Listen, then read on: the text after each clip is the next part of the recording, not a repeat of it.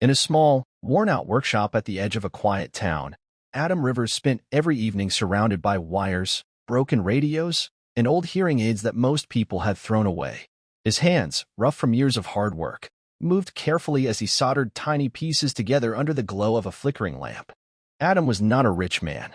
By day, he worked as a handyman, fixing leaking pipes, broken doors, and anything else the townspeople needed. But by night, he became something else, a dreamer trying to change the world for his son. His son, Noah, was 8 years old and had lived his entire life in silence. Noah was born deaf, and despite all Adam's efforts, the expensive devices the doctors suggested had never worked for him. The town doctors said Noah's condition was too severe, that no amount of money or technology could give him hearing. But Adam refused to believe that. He was determined to find a way, even if it meant building it himself with parts nobody else wanted. Each evening after Noah went to bed, Adam would sneak into the workshop in the garage and spend hours reading old manuals, watching online videos, and sketching ideas in a battered notebook.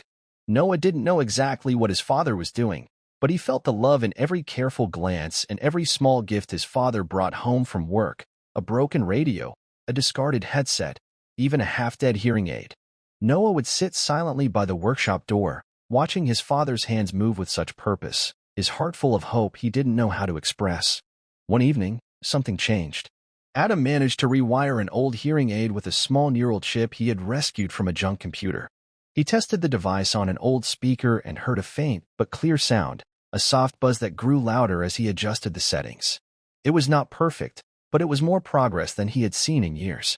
His heart pounding, he carefully placed the device into a small plastic casing he made by hand and tucked it safely away. Tomorrow, he thought, he would try it with Noah. The next morning, Adam woke up before sunrise. He packed Noah's school lunch, kissed him on the forehead, and waved him off to school with his grandmother. All day, Adam's mind raced with possibilities. Could this little device be the answer? Was it possible that after years of struggle, he had finally created something that could bring sound into Noah's silent world? The hours dragged on painfully. When Noah returned from school, Adam took him gently by the hand and led him to the workshop. He sat Noah down, showed him the small device, and pointed to his own ear. Noah understood immediately and nodded eagerly. Carefully, Adam fitted the device behind Noah's small ear and pressed the power button. At first, there was nothing. Noah sat still, wide-eyed and uncertain. Then, a miracle happened. Noah's eyes grew wide, his mouth opened slightly, and his hands flew to his ears. He could hear a sound. A faint, buzzing hum that filled the air around him. Tears rolled down Adam's cheeks as he watched his son experience sound for the first time in his life. Noah reached out and touched the humming speaker on the workbench, smiling in amazement. It wasn't perfect, and it wasn't complete, but it was something. It was hope. That night, Adam barely slept. He stayed in the workshop, tweaking the device, improving the circuits, adjusting the sensitivity. He wanted Noah to hear more, not just buzzing, but voices, music, laughter. He knew it would take more time, more work, but he didn't care. This was a beginning. Over the next week, Noah wore the device every day after school. Adam carefully recorded what worked and what didn't. When Noah pointed at a barking dog, Adam celebrated. When Noah tapped the device in frustration near the school's fluorescent lights, Adam took notes about interference. They worked together like a team, father and son, communicating through signs, gestures, and growing excitement. Word started to spread around town.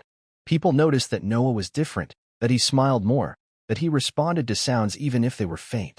Some neighbors were curious, others skeptical, but Adam didn't care what anyone thought. He knew what he had seen. He knew that the device worked.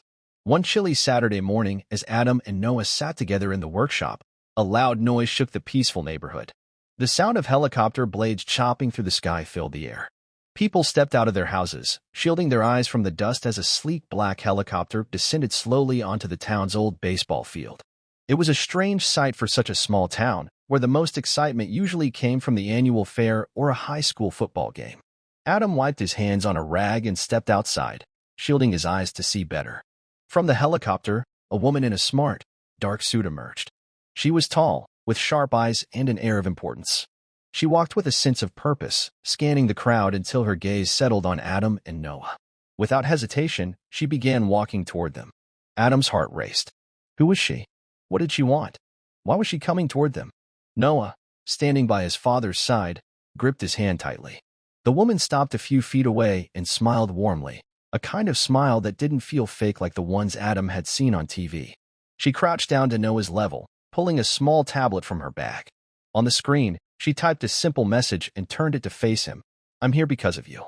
Noah tilted his head, curious, and looked up at Adam, who was just as confused. The woman stood up and faced Adam directly, offering a business card. On it were just 2 words, Aurora Tech. The townspeople whispered among themselves, watching from a distance. Some took out their phones to take pictures. Adam tucked the card into his pocket, feeling overwhelmed. The woman gestured toward the helicopter, as if inviting them. Noah looked up at his father with wide, questioning eyes. Adam bent down, kissed his son's head, and whispered, "It's okay, buddy. Let's find out what this is all about." With a deep breath, Adam and Noah walked side by side toward the helicopter, their hearts pounding with the unknown possibilities that awaited them.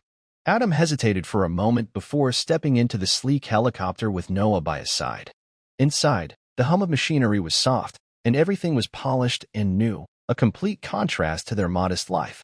The woman who had introduced herself only with a business card guided them to 2 comfortable seats. As the helicopter lifted off, Adam looked out over the town shrinking below them, feeling a mixture of fear and excitement.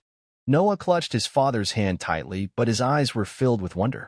After a short flight, they landed at a modern building surrounded by tall glass walls and bright green lawns. The woman led them inside, where a team of people in lab coats and smart uniforms waited. Adam's heart pounded as he realized this wasn't some strange dream. These people were real, and they were interested in what he had built for his son. Inside a large meeting room, the woman finally spoke. She introduced herself as Evelyn Hart, the head of research and development at Aurora Tech, a secretive company known for cutting-edge medical devices. Evelyn explained that one of their field researchers had seen the viral video that someone from the town had posted online, a simple clip of Noah smiling and reacting to sounds. It had caught the attention of engineers, scientists, and investors across the country.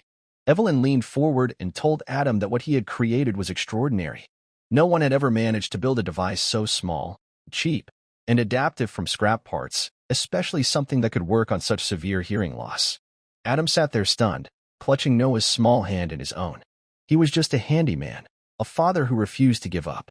He had never imagined that his work could be seen by the world as something revolutionary.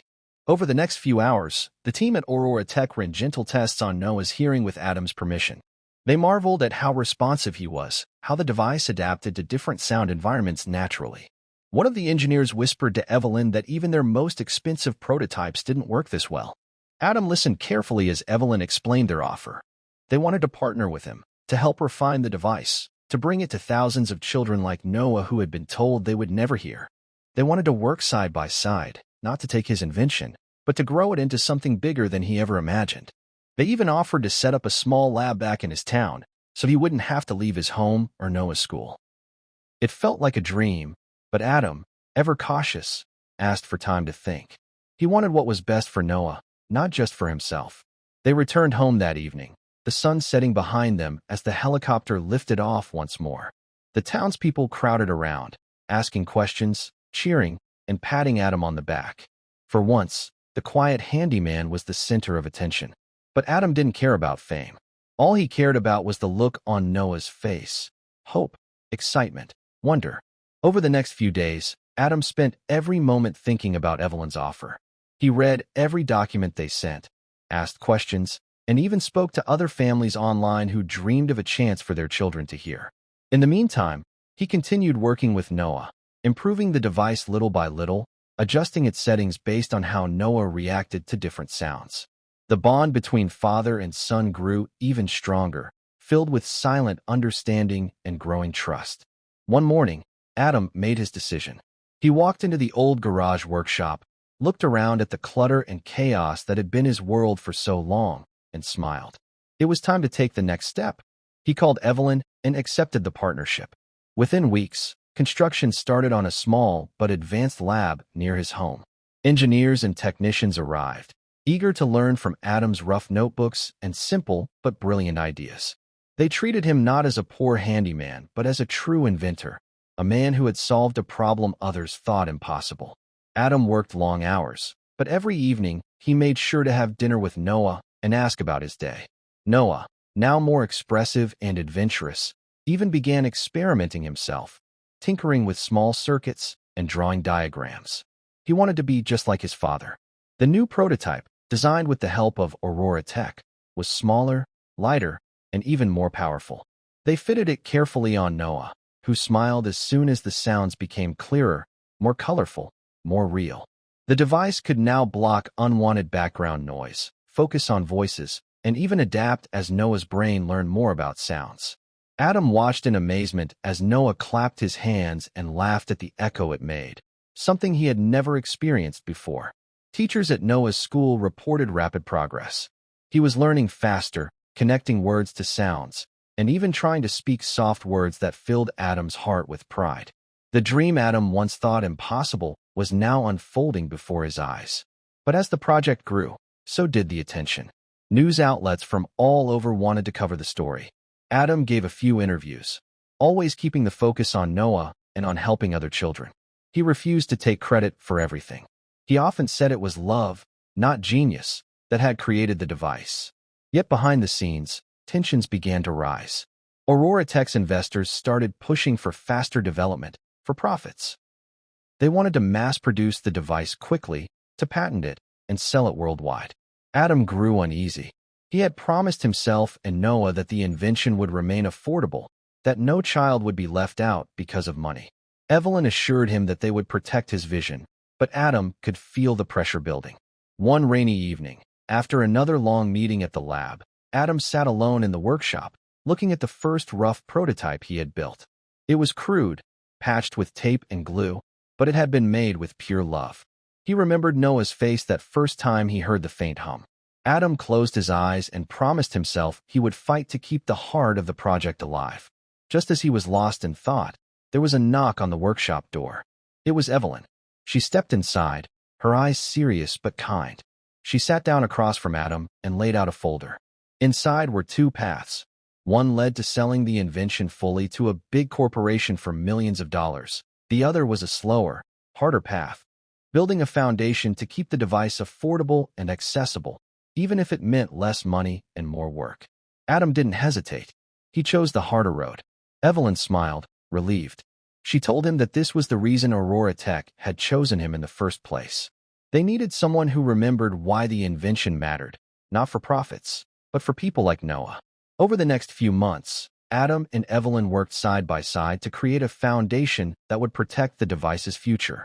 They launched a program that provided the magical hearing devices to children all over the country at little to no cost. Adam traveled to different towns, meeting families, seeing children's faces light up when they heard their parents' voices for the first time. Every time he saw that wonder, that pure joy, he thought of Noah and felt his heart overflow. Back home, Noah continued to thrive. His speech improved slowly but surely. His laughter filled their small house, echoing through rooms that had once been silent. Adam sometimes sat quietly just to listen to the everyday sounds, the tapping of Noah's feet running across the floor, the gentle hum of his small voice humming a tune. These were the sounds of a new life, sounds that he had once feared he would never hear. Months passed, and the project grew beyond what Adam had ever dreamed. The little workshop where it all began was now part of a much bigger network. Children from every corner of the country were receiving the magical ear devices, and each story felt like a piece of Adam's own journey. Families who had once lived in silence were now sharing laughter, music, and whispers that had once seemed impossible. Noah had become a small symbol of hope for many, a boy whose life had changed because one man refused to accept the word impossible. At home, life had settled into a new rhythm. Noah was no longer the shy boy who watched the world from a distance. He laughed with his friends at school, ran into his father's arms at the end of the day, and spent his evenings building small projects in the workshop Adam had rebuilt just for him. They had turned part of the old garage into a shared space where father and son could tinker, learn, and dream together. One sunny afternoon, as Adam and Noah worked on designing a new version of the device for younger children, the sound of helicopter blades once again filled the sky. Adam stepped outside, shielding his eyes from the sunlight, and watched as another sleek black helicopter descended into the town's small field.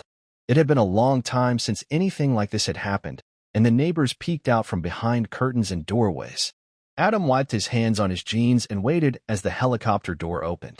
This time, it wasn't Evelyn stepping out, but a different woman.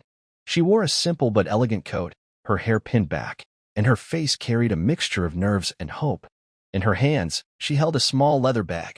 She walked towards Adam and Noah with slow but steady steps, her eyes locked onto Noah. Adam's heart raced with questions, but he remained still, sensing something important was about to happen. The woman introduced herself quietly as Amelia, a researcher who had followed Adam's work from afar. She explained that she had a personal reason for coming. Years ago, she had lost her own hearing after an illness and had spent years isolated from the sound she once loved. When she saw Noah's story, she realized there might finally be a chance not just to help others but to help herself. She had spent her career studying sound and human connection but had never imagined that the answer would come from a small-town workshop and a father's determination. Adam listened carefully, feeling a deep connection to this woman who, like him, understood what it meant to live between silence and sound. Amelia asked if she could test the device, and Adam agreed. He carefully fitted one of the newer models behind her ear and activated it. The first few seconds were filled with tension. Amelia closed her eyes, standing perfectly still. Then, slowly, tears welled up and rolled down her cheeks. She opened her eyes and smiled, a smile so full of gratitude that it left Adam speechless. She nodded, covering her mouth with her hand, overwhelmed by the return of a world she thought she had lost forever. Noah watched with wide eyes, understanding more than words could ever say. In that moment, Adam knew that what he had created was bigger than he had ever imagined. It wasn't just about hearing. It was about giving back moments, memories, and dreams that had been stolen by silence. Amelia's visit sparked a new idea in Adam's mind, a new mission. If the device could help adults too, then the reach could be even greater. Together with Amelia and Evelyn, Adam began developing a program not just for children but for people of all ages. Veterans who had lost their hearing in wars, seniors who missed the sound of their grandchildren's voices, young adults who had lost hearing through accidents or illness, they all could benefit. Workshops were held, not just for fitting the devices but for teaching people how to embrace sound again, how to rediscover the world through their new ears. Noah became a little ambassador for the program, often visiting sessions with his bright smile and showing others how to use the devices without fear. His confidence grew with every trip, and Adam often found himself stepping back, letting Noah lead, proud beyond words at the young boy he was becoming. As the foundation expanded, Adam was faced with more decisions. Big companies offered huge amounts of money to buy the technology. They promised faster production, global reach, and endless profits. But Adam remembered the promise he made that rainy night in the garage. He would not let the device become something only the rich could afford. He politely refused every offer that went against the spirit of his mission. Some called him foolish. Some said he was standing in the way of progress. But Adam didn't care. He knew that real progress wasn't about money. It was about lives changed, about children's laughter returning to silent homes, about giving people back the songs of their lives. Years later, as Noah grew into a young man, he continued to work alongside his father. They designed better versions of the device, smaller, stronger, smarter. Each new model was tested first by Noah himself, who carried the memories of those first few buzzing sounds deep in his heart. The town where it all began had changed too. New families moved in, drawn by the promise of a community built on hope and kindness. The old field where the helicopter had landed became a small park dedicated to the journey from silence to sound. A statue stood there, simple and powerful, a child reaching upward, an ear device behind his ear, and a message carved below, "Where love leads, miracles follow." Adam often visited the park alone, standing quietly among the trees, remembering the long nights in the garage, the broken pieces he had turned into a bridge between two worlds. He thought of all the families who had written letters, sent pictures, shared videos of their children's first moments of hearing. Each one a story of a life touched, a future changed.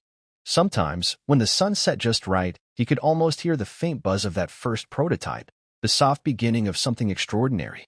And he would smile, knowing that the real invention was never just a device. It was the idea that no obstacle was too big when fueled by love, and no silence too deep to be broken by hope. Noah, now taller than Adam, often walked beside him in the park, telling him about his latest ideas for improving the devices even more. Adam listened carefully, the pride in his heart growing stronger with every word. The world had changed because one stubborn father refused to give up, and now his son would carry that mission forward. The helicopters still came sometimes, bringing visitors, bringing hope, bringing new stories. But for Adam, the real miracle had already happened, long before the world noticed, in a tiny garage, in the buzz of a makeshift device, in the wide-eyed wonder of a little boy who finally heard his father's voice.